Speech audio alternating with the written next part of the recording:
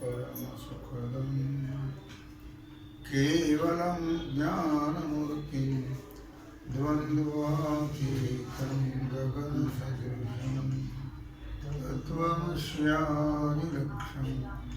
एकं नित्यं विमलमचलं सर्वदेशाक्षिभूतं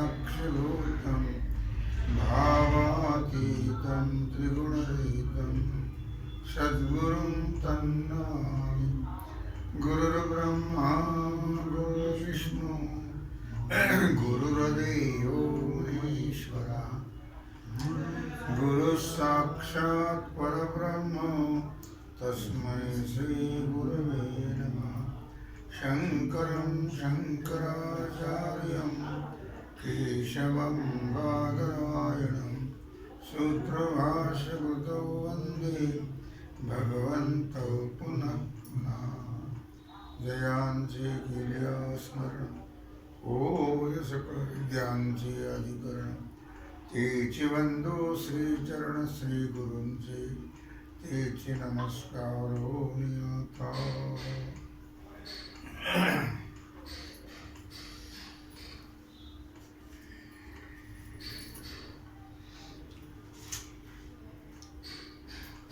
विचार सागर रहस्य तरंग पहिला, तरंग दुसरा, पाठ क्रमांक 2, हेडिंग दुसरे।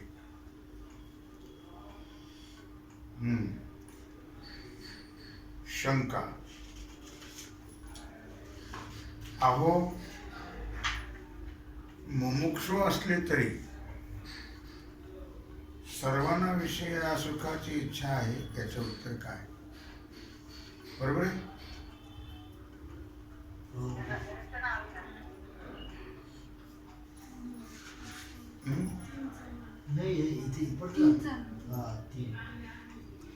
आता सर्व पुरुष विषय सुखाची इच्छा करतात, म्हणून त्यांच्या ठिकाणी वैराग्य शमदमादिकांचा अभाव असतो आणि मोक्षामध्ये तर विषय सुख मुळीच नाही। याकरता मोक्ष इच्छावान अधिकाऱ्याचा अभाव आहे, म्हणूनही ग्रंथारंभ निष्फळ आहे, अशी शंका केलेली आहे।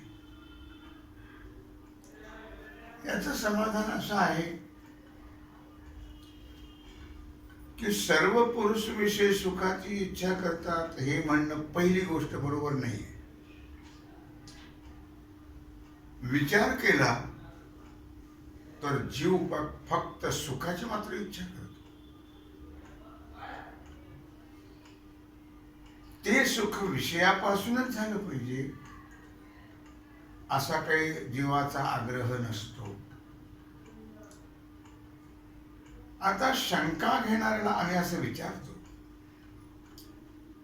की जगामध्ये कोणीच मुमुक्षु नाही म्हणून ग्रंथारंभ निष्फळ आहे का? मुमुक्षु असूनही ग्रंथाच्या ठिकाणी प्रवृत्त होत नाहीत म्हणून ग्रंथारंभ निष्फळ आहे? जर तो असं म्हणेल की जगामध्ये मुमुक्षु कोणीच नाही, तर हे म्हणणे बरोबर नाही। कारण सर्व पुरुषांना सर्व दुःख नाशाची व नित्य सुख प्राप्तीची इच्छा आहेच। सर्व दुःख नाश व सुख प्राप्ती रूप मोक्ष आहे आणि म्हणून सर्व मुमुक्षुच आहेत। लक्षामध्ये आता शंका। अहो, मुमुक्षु असले तरी सर्वांना विषय सुखाची इच्छा आहे, याचं उत्तर काय? समाधान। हे म्हणणे खरे नाही। सर्वांना विषय सुखाचीच इच्छा असते असं नाही, फक्त सुखाची मात्र इच्छा आहे असते. कारण झोपेमध्ये विषय सुख आहे का? नाही आहे.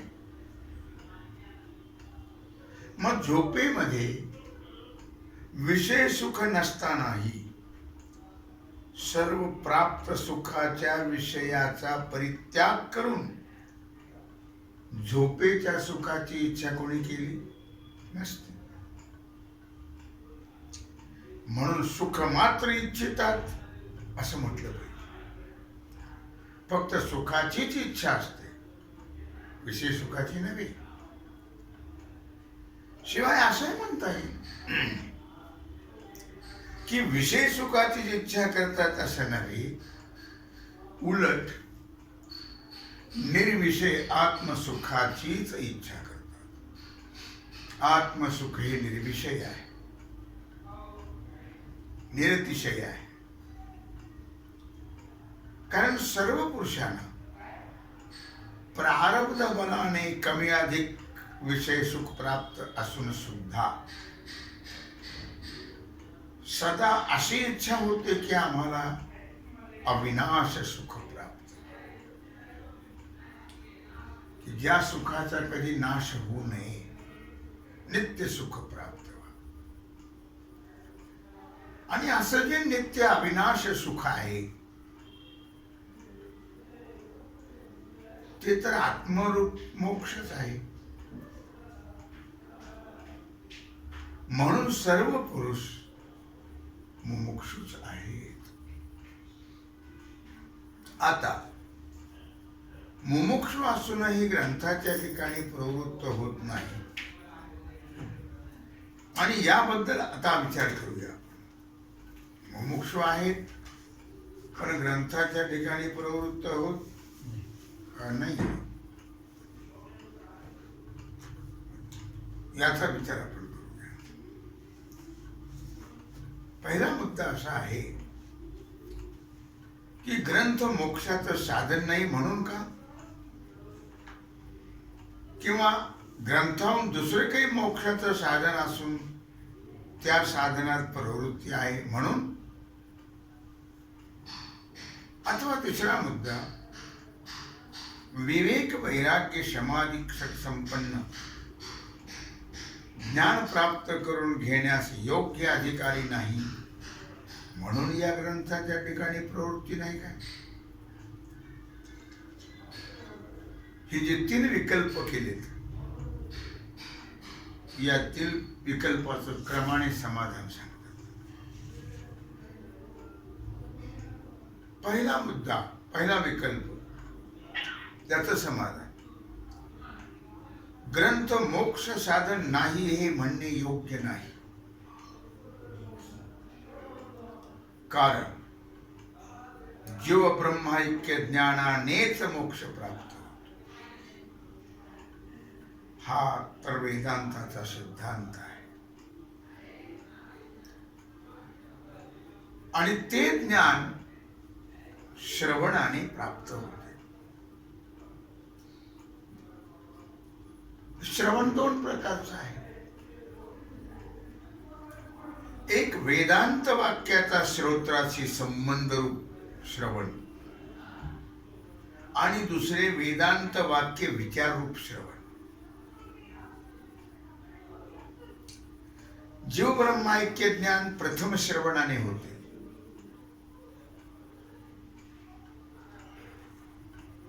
शब्दजन्य ज्ञान ज्ञानोत्पत्तीला, शब्दापासून जे ज्ञान होतं त्या ज्ञानाच्या उत्पत्ती करता श्रोत्राशी शब्दाचा संबंधच कारण आहे.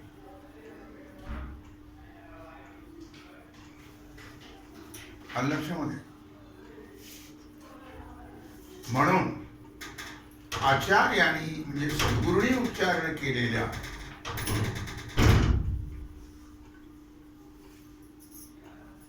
महावाक्याचा श्रोत्राशी संयोगच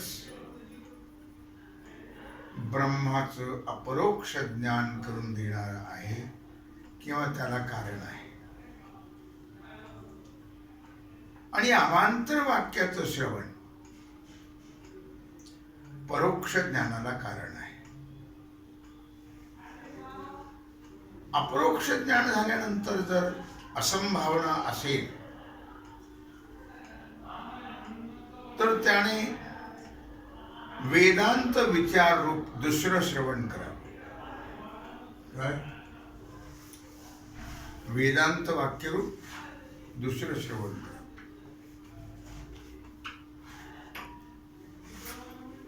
त्या विचाररूप श्रवणाने वेदांत वाक्य अद्वितीय ब्रह्माचे प्रतिपादक आहेत का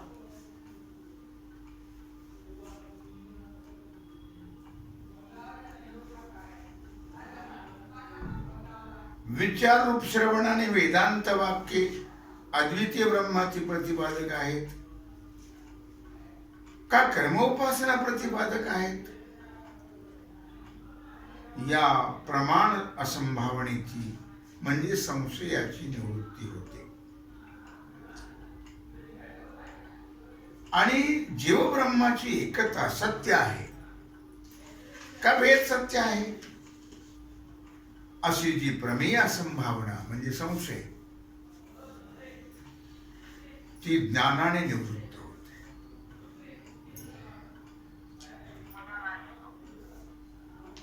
मरणाने निवृत्त होते.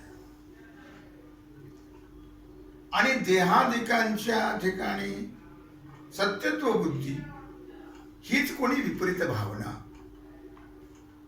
ती निदिध्यासनाने निवृत्त. या विचारावरून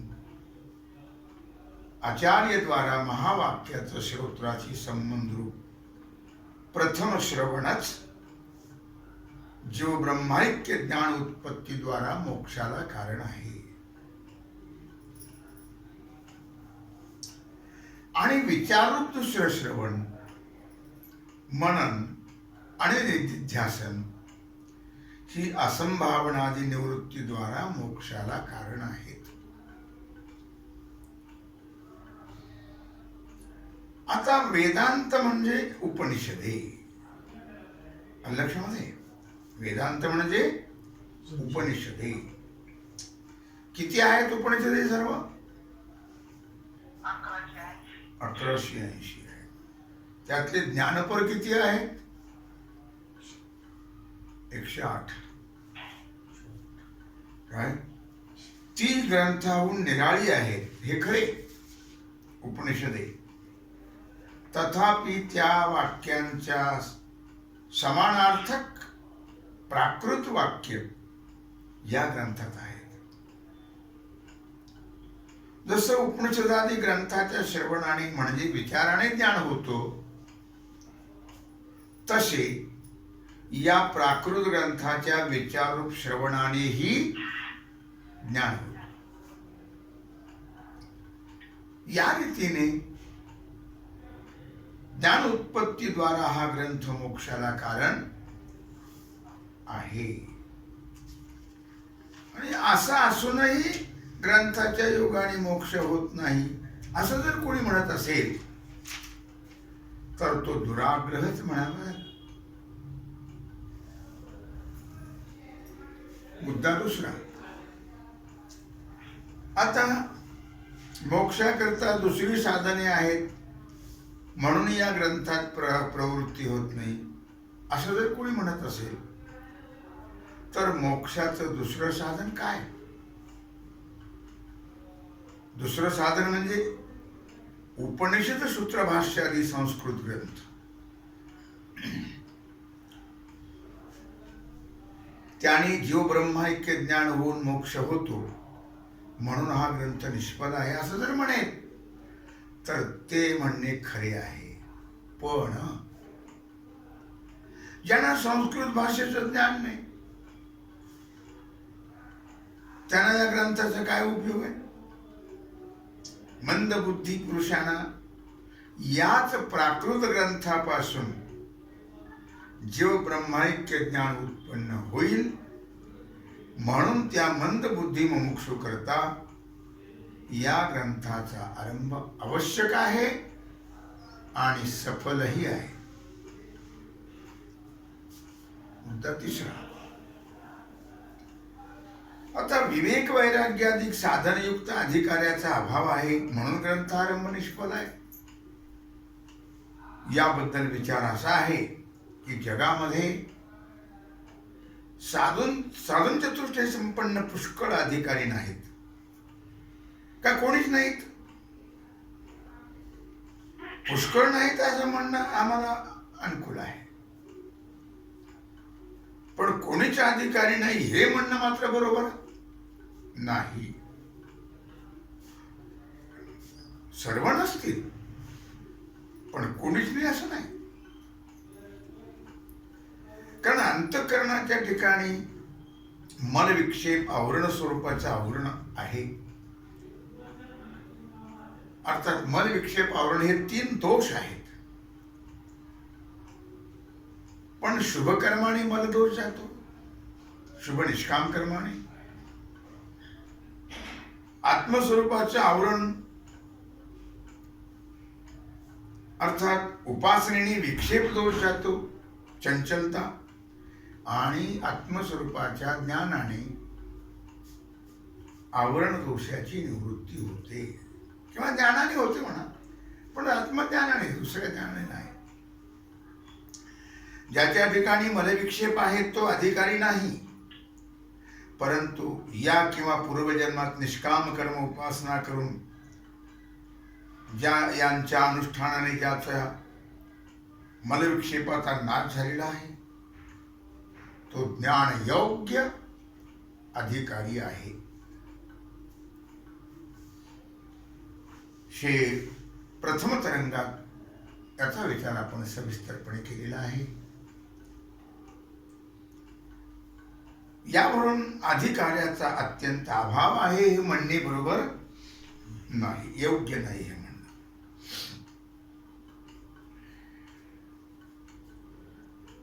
आता सर्व जीव विषय सुखाचे ठिकाणी तृप्त आहेत. नित्य मोक्ष सुखाची कोणाला गरज नाही आहे म्हणून ग्रंथारंभ निष्फळ आहे हे सुद्धा म्हणणे बरोबर नाही.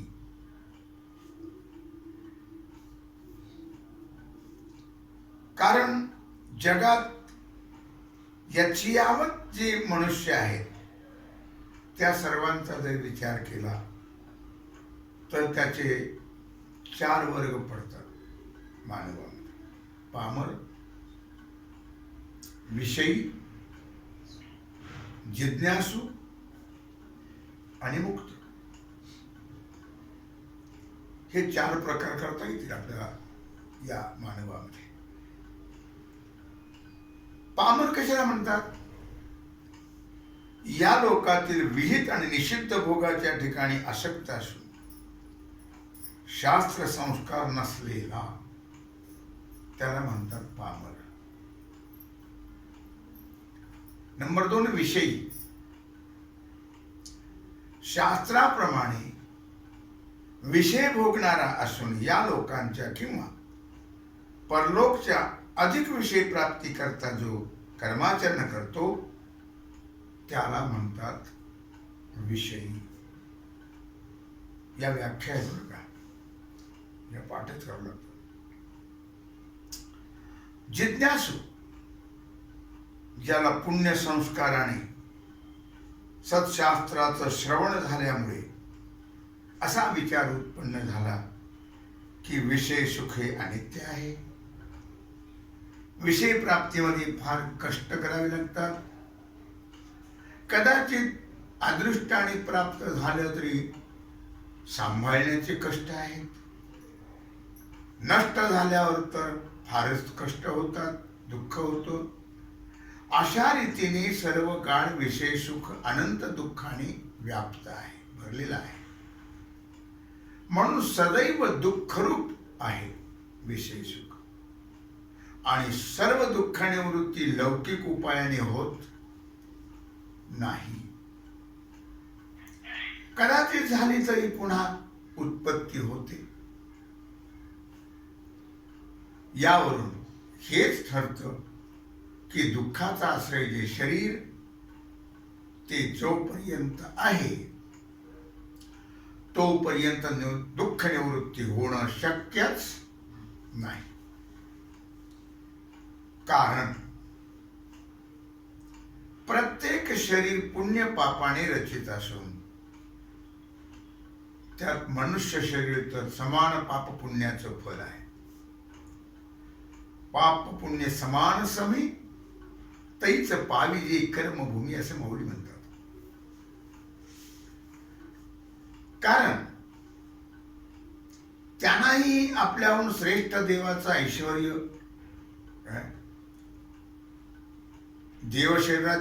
देवशरीर सुद्धा मिश्रित कर्माचं फल आहे. नुसतं पुण्याचंच नव्हे, हा पुण्य अधिक असेल, पाप कमी असेल, पण पाप पुण्य मिश्रितच देवांची शरीर आहे. कारण त्यांना सुद्धा आपल्यापेक्षा श्रेष्ठ देवतेचा ऐश्वर्य पाहिल्यावर दुःख होतं. इंद्रादी देवांना दैत्य दानवादिकांचं भय होतं असं आपण शास्त्रात ऐकतो. पाप नसतं तर देवांना दुःख झालं नसतं. यावरून देवांची शरीरे ही पाप पुण्याचं फल आहेत असं निश्चित होतं. वेदामध्ये देव पापरहित आहेत असं वर्णन आहे. त्याचं तात्पर्य दोन प्रकारचं सांगता येईल. एक तर त्यांना कोणत्याही कर्माचा अधिकार नाहीये. काय देवाना आणि खालच्या योनीला कुठल्याही प्रकारच्या कर्माचा अधिकार नाही आहे. त्या भोगभूमी आहेत. म्हणून त्यांच्या कर्मापासून पातक उत्पत्ती होत नाही. म्हणून ते पापरहित आहेत. पण इतकी गोष्ट खरी की पूर्वजन्मातील केलेल्या पातकांचं फल त्यांना देव शरीरातही भोगावं लागतं.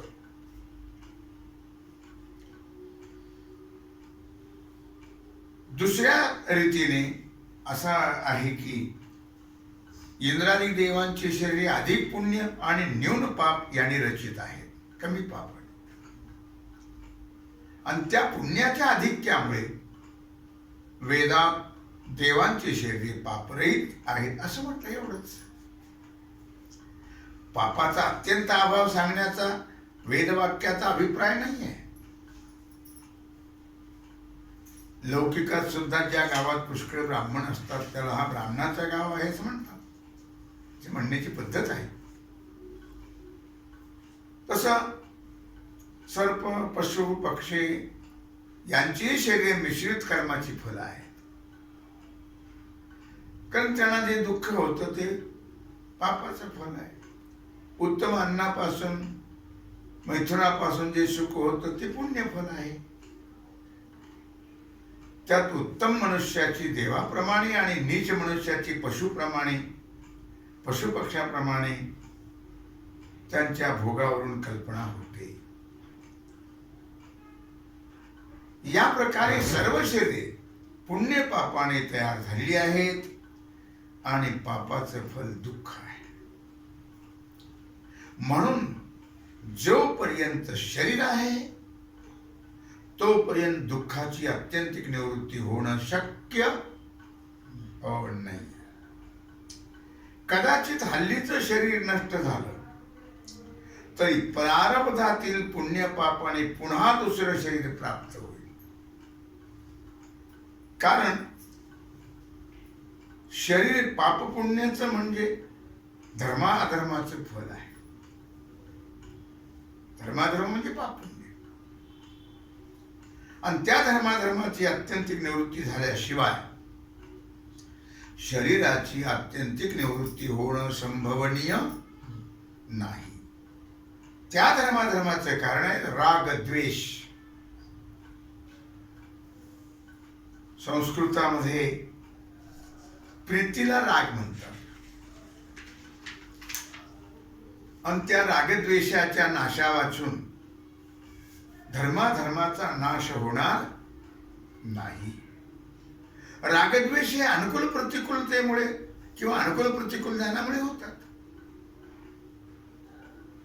जर आपल्याला अनुकूल असेल तर प्रेम निर्माण होतं, प्रतिकूल असेल तर द्वेष निर्माण होतो. ज्या पदार्थाविषयी आपणाला सुख होत आहे असं वाटतं त्या ठिकाणी अनुकूल ज्ञान, आणि ज्या पदार्थापासून दुःख होईल असं वाटतं त्याच्या ठिकाणी प्रतिकूल ज्ञान होत. या अनुकूल प्रतिकूल ज्ञानाच्या नाशा वाचून रागद्वेषाचा नाश होणार नाही. आणि त्या अनुकूल प्रतिकूल ज्ञानाला भेदज्ञान कारण आहे. आपल्या स्वरूपाहून भिन्न पदार्थाच्या ठिकाणी अनुकूल प्रतिकूल ज्ञान होते, आत्मस्वरूपाच्या ठिकाणी अनुकूल प्रतिकूल ज्ञान होत नाही. सुखाचं साधन अनुकूल आणि दुःखाचं साधनाला प्रतिकूल म्हणतात. लक्षामध्ये सुखाचं साधन ते अनुकूल आणि दुःखाचं साधन ते प्रतिकूल. आपलं स्वरूप म्हणजे आत्मा हा सुखरूप आहे. सुखाचं किंवा दुःखाचं साधन नाही आहे. आत्मा सुखरूप आहे. म्हणून आत्म्याविषयी अनुकूल प्रतिकूल ज्ञान होत नाही. आपल्याहून भिन्न पदार्थाच्या ठिकाणी अनुकूल प्रतिकूल ज्ञान होत असत. तेव्हा भेदज्ञानाच्या नाशा वाचून अनुकूल प्रतिकूल ज्ञानाचा नाश होत नाही. या भेदज्ञानाला आत्मस्वरूपाचं अज्ञान कारण आहे. आणि त्या आत्मस्वरूपाच्या अज्ञानाचा नाश यथार्थ आत्मज्ञानानेच होईल. जवळजवळ अशीच सरणी रामगीतेमध्ये श्रीरामचंद्रांनी लक्ष्मणाला अध्यात्म ज्ञानाचा उपदेश करताना सांगितलेली आहे. त्यातही रागद्वेषापासून कर्मापासून शरीर शरीरापासून रागद्वेष असं सारखं चक्र चालू आहे. व यालाच कारण आत्मस्वरूपाचं अज्ञान आहे. हेच वेदांत शास्त्रात सर्व प्रपंच आणि त्या प्रपंचाचे ज्ञान आत्मस्वरूपाच्या अज्ञानामुळे आहे असा नगारा वाचतो आहे. वर सांगितलेलं जी परंपरा लक्षात येण्याकरता थोडक्यात सांगतात.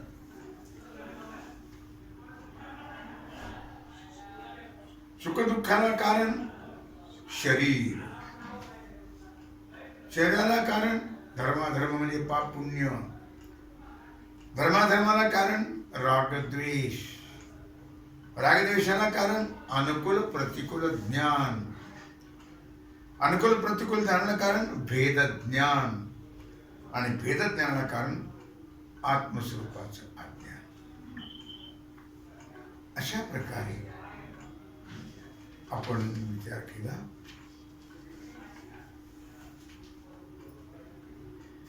आत्मस्वरूपाचं जे ज्ञान आहे त्याला काय काय अशा प्रकारे कारण आहेत त्या ज्ञानाला ती आपण पाहिले.